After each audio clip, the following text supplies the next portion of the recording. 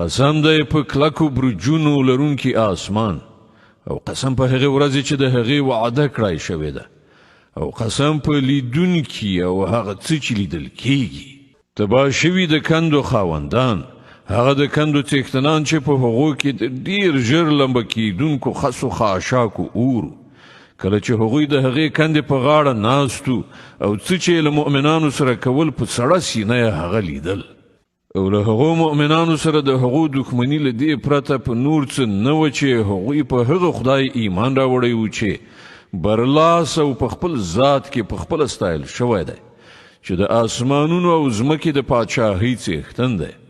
او هغه خدای هر څه ګوري بېشکه هغو کسانو چې په مؤمنانو نارینه او مؤمنانو ښځو ظلم او تیری وکړ او بیا یې ورڅخه توبه ونه ویستله هرومرو د هغو لپاره د دوزخ عذاب دی او د هغو دپاره د سوځېدو سزا ده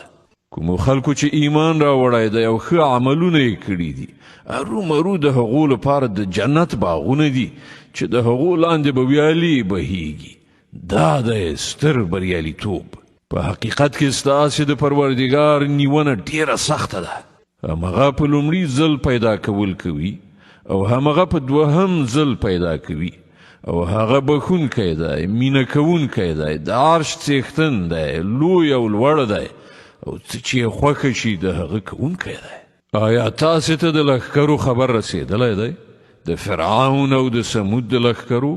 بلکې څوک چې کافر شوي دي هغوی په دروغو کې اخته دي په داسې حال کې چې الله دوی له هر لوري سر کړي دي د هغو په دې دروغجن کولو سره د دې قرآن هیڅ شی نه ورانیږي بلکې دا قرآن د لوړې مرتبې لرونکی دی په هغه لوح کې ځای په ځای شوی دی چې محفوظ دی